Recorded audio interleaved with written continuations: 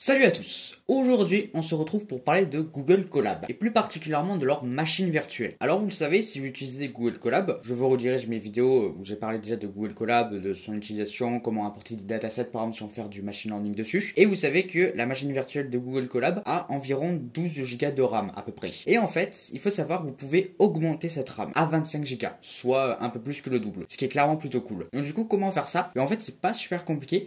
Il suffit en quelque sorte de faire planter un peu la machine virtuelle, c'est-à-dire qu'on lui met un code, on exécute ce code et elle se rend compte qu'elle n'aura pas assez de RAM pour pour pouvoir bien exécuter ce code. Et en fait, pour faire ce code, c'est pas super compliqué.